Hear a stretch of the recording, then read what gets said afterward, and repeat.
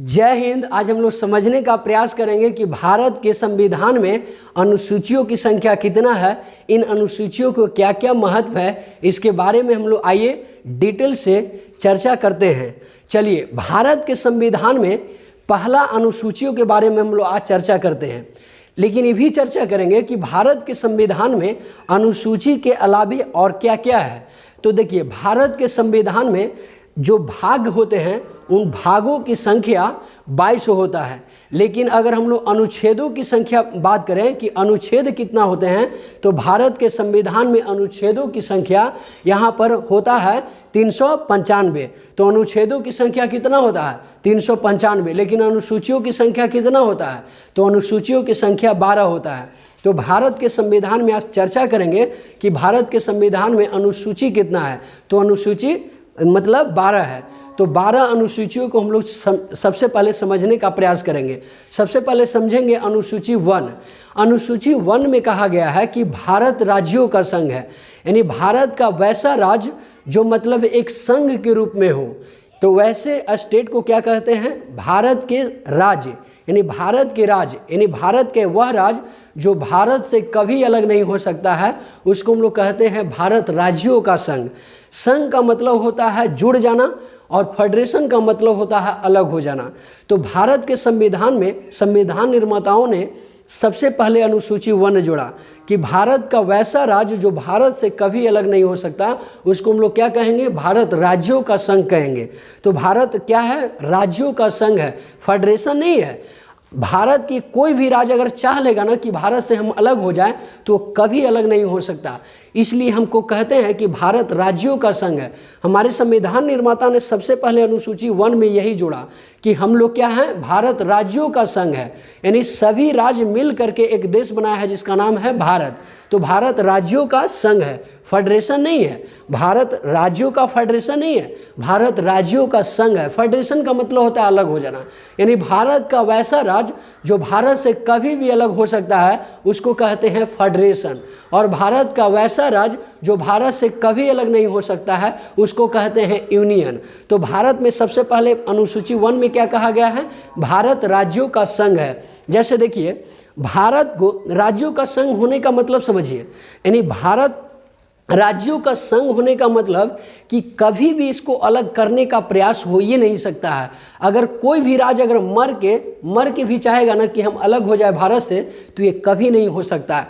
तो भारत क्या है, राज्यों का संघ है, यानी राज्यों का संगठन है, और संगठन ही मिल करके एक भारत देश का निर्माण हुआ है। इसलिए अनुसूची 1 में जोड़ा गया है कि भारत राज्यों का संघ है, फेडरेशन नहीं है। तो यहाँ पर समझे, यानी कोई भी राज्य अगर भारत से अगर अलग होना चाहेगा ना, तो ये कभी भी अलग नहीं हो सकता है, क्योंकि हमारे संविधान के अनुसूची 1 में कहा गया है कि भारत राज्यों का संघ है। चलिए, अनुसूची 2 के बारे में हम लोग समझेंगे कि अनुसूची 2 में क्या कहा गया है। तो अनुसूची 2 में कहा गया है कि विभिन्न पदाधिकारियों का वेतन का चर्चा है। यानी देखिए, जब कोई मतलब कि मंत्री, नेता या कोई पदाधिकारी अगर मान लीजिए कि नौकरी लेता है, तो नौकरी लेने के बाद उसको सबसे पहले नोटिस दिया जाता है। इन नोटिस में बताया जाता है कि देखिए, हम आपको जॉब क्रिएट कर रहे हैं, यानी जॉब आपको दे रहे हैं, और जॉब देने से पहले उस व्यक्ति को हम लोग वेतन के बारे में बता देते हैं। यानी देखिए, ये नहीं है कि जॉब आपको मिल गया और तब फिर हम आपको डिसाइड करेंगे कि आपको वेतन कितना मिलेगा, ऐसा नहीं है। तो भारत के संविधान में कहा गया है कि देखिए, नौकरी पर जाने से पहले किसी भी व्यक्ति को आप वेतन के बारे में बताइए कि हम ये काम आपको करवाने के लिए ला रहे हैं, तो हम आपको इतना वेतन देंगे। अगर उस व्यक्ति को मर्जी होगा कि नहीं, इस नौकरी में जाने के बाद हमको इतना वेतन मिलेगा, तभी उस फॉर्म को अप्लाई कर सकता है, अन्यथा नहीं कर सकता है। तो मन पसंद के माध्यम से क्या कर सकता है कि किसी भी व्यक्ति को नौकरी से पहले उसको वेतन यानी नोटिस दे दिया जाता है कि, और नोटिस में बता दिया जाता है कि देखिए, आपको हम ये नौकरी करवाएंगे, इस नौकरी के बदले हम आपको इतना वेतन देंगे। तो हमारे संविधान के अनुसूची 2 में कहा है कि किसी भी व्यक्ति को नौकरी पर आने से पहले आप बताइए कि उनको पेमेंट कितना देंगे, यानी वेतन कितना देंगे। तो हमारे संविधान के अनुसूची 2 में क्या कहा गया है कि विभिन्न पदाधिकारियों का वेतन का चर्चा है, यानी नौकरी पर आने से पहले उस व्यक्ति को बताइए कि हम आपको 40,000 पेमेंट देंगे या 45,000 देंगे या 55,000 देंगे या 65,000 देंगे। उस व्यक्ति को नौकरी पर आने से पहले से बताइए कि हम आपका इतना वेतन देंगे। तो हमारे भारत के संविधान के अनुसूची 2 में क्या कहा गया है कि विभिन्न पदाधिकारियों का वेतन का चर्चा है, यानी इसमें वेतन का चर्चा किया गया। उसके बाद हम लोग आते हैं अनुसूची 3 में। अनुसूची 3 में कहा गया है, भारत के संविधान के अनुसूची 3 में कहा गया है कि किसी भी पदाधिकारी को जब आप वेतन के बारे में बता दिए हैं तो ये भी बताइए कि उनको शपथ लेना है। यानी शपथ लेने का मतलब जब हम आपको कोई भी काम पर लगा रहे हैं तो उस काम को एकदम ढंग से करिएगा या न करिएगा, इसलिए उसको क्या किया जाता है, शपथ दिलाया जाता है। कि जब हम मान लीजिए कि आपको कोई भी काम पर बुला रहे हैं, तो नौकरी पर बुला रहे हैं, तो आप शपथ लीजिए कि इस काम को अच्छा से निभाइएगा कि नहीं निभाइएगा। तो यहाँ पर भारत के संविधान के अनुसूची 3 में कहा गया है कि विभिन्न पदाधिकारियों के शपथ की चर्चा है। तो देखिए अनुसूची 2 में कहा गया है क्या चीज कि वेतन के चर्चा, यानी पहले ही कह रहा है कि हम आपको इतना वेतन देंगे। जब आप वेतनवा दे दीजिएगा किसी भी अधिकारी या मंत्री को, तब यहाँ पर कहेगा कि नहीं अब हमको क्या है, अब हमको आवश्यकता है कि नहीं, अब ये वेतन तो मिल गया हमको, यानी वेतन तो हमको बता दिया गया कि हम आपको इतना वेतन देंगे। जब नौकरी पर जाएंगे तो हम शपथ लेंगे कि नहीं इस काम को हम बहुत ढंग से क्या करेंगे, निभाएंगे या करेंगे। इसलिए इस मंत्री या नेता या कोई भी पदाधिकारी को यहाँ पर शपथ दिलाया जाता है। यानी शपथ का मतलब बताइए ढंग से काम करने के लिए कहा जाता है। तो देखिए पहले उस व्यक्ति को आप वेतन के बारे में बताइए कि हम 40,000 देंगे, 50,000 देंगे, 60,000 देंगे।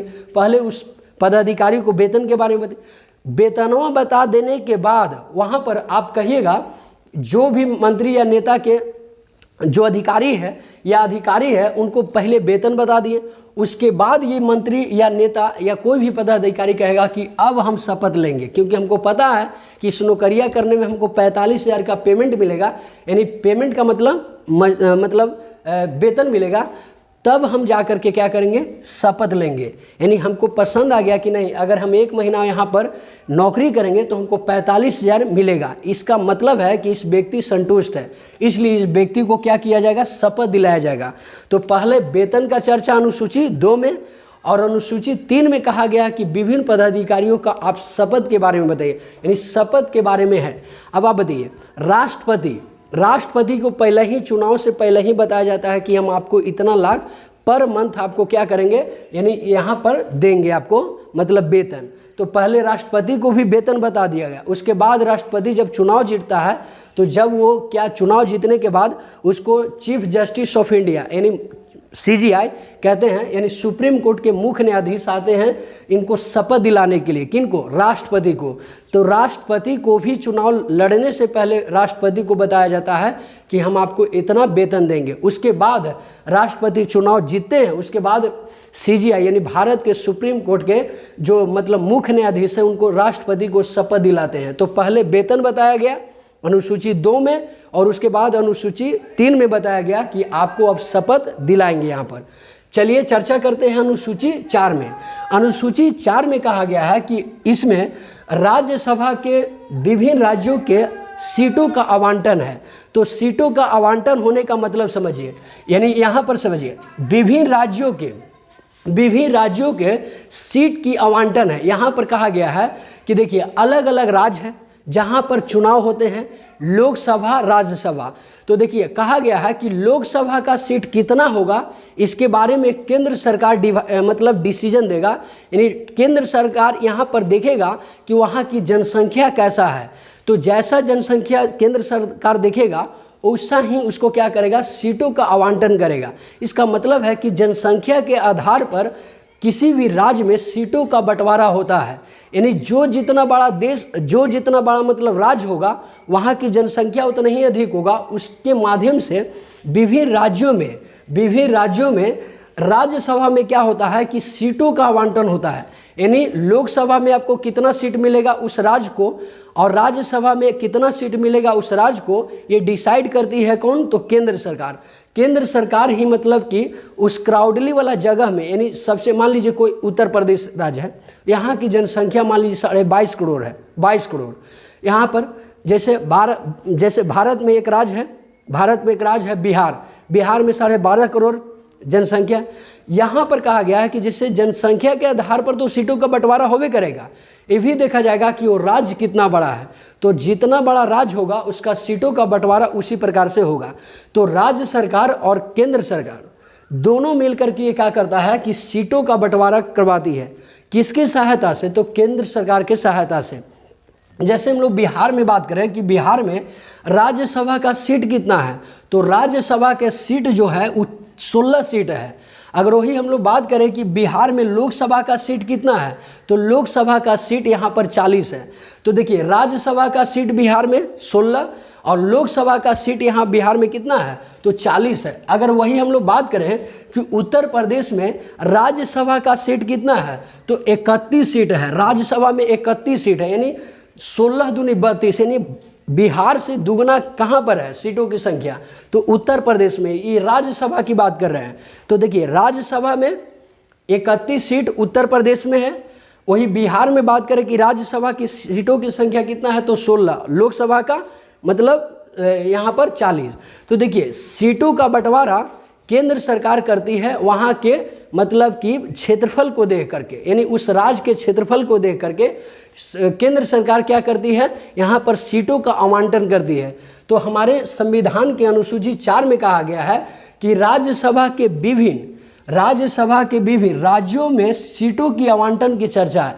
आवंटन का मतलब होता है बंटवारा, कितना सीट आपको मिलेगा उस राज्य में, इसके बारे में केंद्र सरकार क्या करेगी, डिसाइड करेगी, है ना। उसके बाद हम लोग अनुसूची 5 में आते हैं।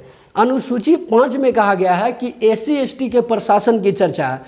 SC/ST के प्रशासन का मतलब ये समझिए कि देखिए भारत का वैसा नागरिक जो अति पिछड़ा है, अति पिछड़ा का मतलब बहुत ज़्यादा पिछड़ गया है, जैसे एजुकेशन के माध्यम से हो, है ना, या मतलब कि एजुकेशन के माध्यम से हो, या आर्थिक स्थिति के माध्यम से हो, या मतलब किसी भी माध्यम से वो बहुत ज़्यादा पिछड़ा हो गया हो, उस व्यक्ति का संरक्षण करेगी कौन, तो केंद्र सरकार करेगी। संरक्षण का मतलब होता है देखभाल करना, इनको प्रशासन की चर्चा कहा गया है। तो अनुसूची 5 में कहा गया है कि SC/ST के प्रशासन की चर्चा है। अब देखिए SC/ST में पिछड़ा और अति पिछड़ा दोनों आता है, यानी समझने का प्रयास कीजिएगा कि अनुसूचित जाति और अनुसूचित जनजाति आते हैं, ये बहुत ज़्यादा क्या होते हैं, पिछड़ा होते हैं। ये बेचारा एजुकेशन के माध्यम से पिछड़े होते हैं, ये आर्थिक स्थिति के माध्यम से पिछड़े होते हैं, क्योंकि भारत में शुरुआती समय से भारत के जो SC/ST है ना, उनको दबा करके रखा गया है। उनको कई गुना बेचारा को मतलब कि प्रताड़ना मिला है, जिससे वो काफ़ी बेचारा क्या हो गए हैं, पीछे हो गए हैं। शुरुआती समय में 19वीं सदी की बात करें या हम लोग 20वीं सदी की बात करें, तो बिहार में या बिहार के अलग अलग स्टेट, बिहार के अलग अलग उसके पड़ोसी स्टेट की बात करें, वहाँ की जनसंख्या में अगर बात करिएगा ना, तो SC/ST की जनसंख्या बहुत ज़्यादा है। यहाँ पर ज़्यादा होने का मतलब है अशिक्षा, यानी उस व्यक्ति को शिक्षा मिलवे नहीं किया कि वो अपने आर्थिक स्थिति को सुधार सकता है, वो अपने एजुकेशन सिस्टम को सुधार सकता है। इसलिए सरकार यहाँ पर SC/ST को संरक्षण देती है। संरक्षण का मतलब प्रशासन व्यवस्था उसको मतलब वहाँ पर देती है। तो इन व्यक्तियों को प्रताड़ना शुरुआती समय से किया गया है, इनको पढ़ाई लिखाई से वंचित कर दिया गया, पिछड़ा और अति पिछड़ा को, जिसको हम लोग अनुसूचित जाति अनुसूचित जनजाति कहते हैं। अनुसूचित जाति अनुसूचित जनजाति को शुरुआती से पढ़ाने लिखाने पर ध्यान नहीं दिया गया। अब सरकार जो आ रही है, न्यू सरकार, वो ज़्यादातर अब एजुकेशन सिस्टम पर ध्यान दे रही है पढ़ाने के लिए। अब यहाँ पर सभी व्यक्ति को आगे आ रही है, जिसलिए बिहार में बात करें तो बिहार में हर 1.5-2 किलोमीटर पर अब क्या है, प्राथमिक शिक्षा दी जा रही है। प्राथमिक शिक्षा हो गया जैसे मिडिल स्कूल है ना, प्राथमिक शिक्षा यानी primary school, middle school, high school अभी 1.5-2 किलोमीटर के दायरे में यहाँ पर दिया जा रहा है, ताकि हमारे समाज में जो अति पिछड़ा है या पिछड़ा जनजाति का है, तो वहाँ पर वे क्या कर सकते हैं, इनको शिक्षा के माध्यम से इनकी सिस्टम को सुधारा जा सकता है। देखिए आर्थिक स्थिति को भी कब सुधरेगा, जब कोई व्यक्ति अगर मान लीजिए कि एजुकेशन प्राप्त कर लेगा। एजुकेशन का मतलब होता है जब वो व्यक्ति शिक्षित हो जाएगा, तो शिक्षित हो जाएगा तो अपने परिवार को अच्छा से चला सकता है, वो आर्थिक स्थिति को सुधार सकता है। आज भी हमारे समाज में बहुत ऐसे मतलब कि यहाँ पर नियम कानून है जो आज भी हमारे समाज में शिक्षा की बहुत अभाव है। हमारे देश में अभी शिक्षा पर उतना जोर नहीं दिया जा रहा है जितना देना चाहिए। अमेरिका करोड़ों रुपया खर्च करता है शिक्षा पर, वही भारत की बात करें तो भारत यहाँ पर उतना खर्च नहीं करता है शिक्षा पर। अगर भारत सरकार अगर शिक्षा पर ध्यान देती, भारत सरकार यहाँ पर शिक्षा के माध्यम से अगर SC/ST को उठाने का प्रयास करती तो आज SC/ST के लोग इतना पिछड़े नहीं होते। तो SC/ST के प्रशासन की चर्चा केंद्र सरकार कहता है कि आइए अनुसूची 5 में SC/ST की प्रशासन की चर्चा कर लेते हैं। इसलिए कहा गया है कि जब कोई अमीर व्यक्ति अगर मान लीजिए कि या उच्च कास्ट के व्यक्ति अगर SC/ST को प्रताड़ना करता है तो डायरेक्टली रूप से क्या कर सकता है, सुप्रीम कोर्ट, हाई कोर्ट या मतलब कि डिस्ट्रिक्ट कोर्ट में जा करके यहाँ पर क्या कर सकता है, मतलब कि यहाँ पर लड़ सकता है यहाँ कानून के माध्यम से। ये भी कह सकता है कि अगर SC/ST का प्रताड़ना उच्च कास्ट के कोई भी लोग अगर करता है, यानी आप बताइए SC/ST का मतलब समझिए, यानी मतलब अनुसूचित जाति और अनुसूचित जनजाति के लोगों को अगर प्रताड़ित कोई भी व्यक्ति करता है तो करने के बाद ये क्या कर सकता है, अपने क्षेत्रीय थाना में डायरेक्टली रूप से हर्जन केस कर सकता है।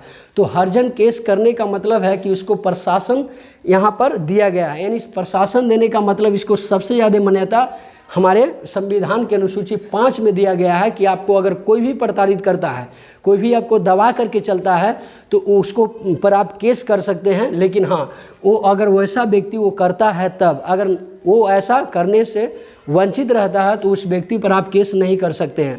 तो SC/ST के प्रशासन की चर्चा कहाँ है, अनुसूची मतलब 5 में। तो भारत के संविधान के अनुसूची 5 में क्या है, SC/ST प्रशासन की चर्चा है। चलिए आज बात कर लेते हैं अनुसूची 6, यानी भारत के संविधान में अनुसूची 6 के माध्यम से हम लोग समझेंगे कि 6 में क्या कहा गया। देखिए इसमें पूर्वोत्तर के 4 राज्य की प्रशासन की चर्चा है, जैसे असम, मेघालय, त्रिपुरा, मिजोरम। ये 4 राज्य भारत सरकार यानी अपने अधीन क्या कर रखा है, इसको अपने अधीन रखा है। तो भारत सरकार कहा है कि देखिए असम, मेघालय, त्रिपुरा, मिजोरम, यानी कहा गया है कि भारत के अनुसूची 6 में भारत के 4 राज्य यानी भारत के 4 राज्य असम, मेघालय, त्रिपुरा, मिजोरम को प्रोटेक्शन दिया जाएगा। प्रोटेक्शन का मतलब संरक्षण दिया जाएगा, यानी प्रशासन दिया जाएगा। अगर इन पिछड़े हुए राज्यों पर अगर कोई भी तरह से अगर कोई सरकार अगर अच्छा से काम नहीं करती है तो उस पर कार्रवाई किया जाएगा। या मान लीजिए कि इन सभी राज्यों, जो पिछड़ा हुआ राज्य है, पूर्वोत्तर के 8 राज्य जो है मतलब कि वो बहुत ज़्यादा पिछड़ा हुआ है, जैसे असम, मेघालय, त्रिपुरा, मिजोरम, है ना।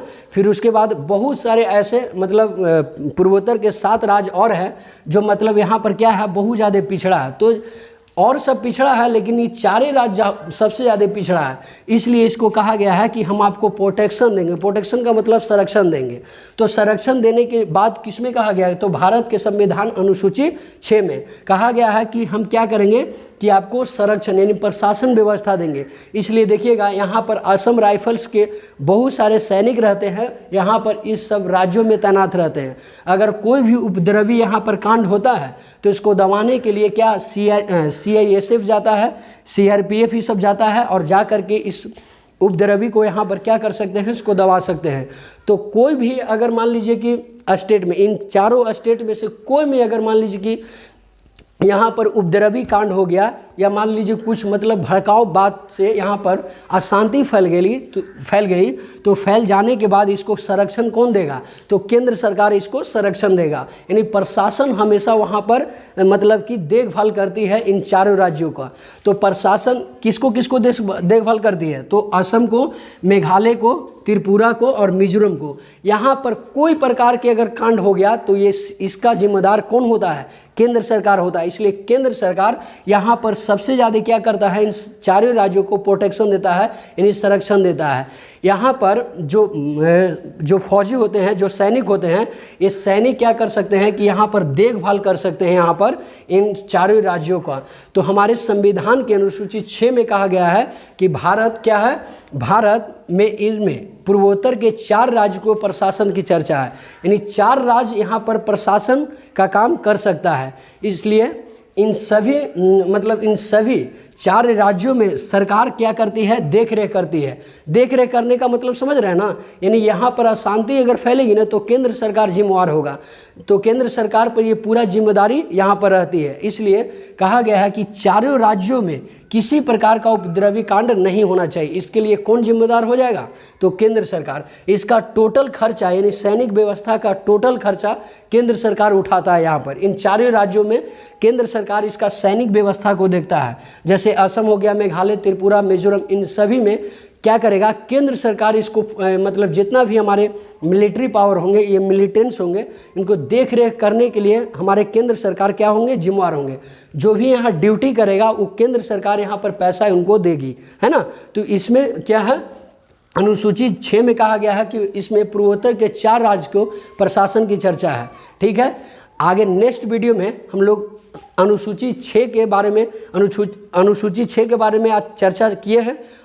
अगला नेक्स्ट वीडियो में लोग अनुसूची 7, अनुसूची 8, अनुसूची 9, अनुसूची 10, अनुसूची 11, अनुसूची 12, यानी अगला नेक्स्ट वीडियो में हम लोग 12 अनुसूची यानी 7 के बाद हम लोग चर्चा कल करेंगे, कल के वीडियो में करेंगे। तब तक के लिए जय हिंद, जय भारत, वंदे मातरम।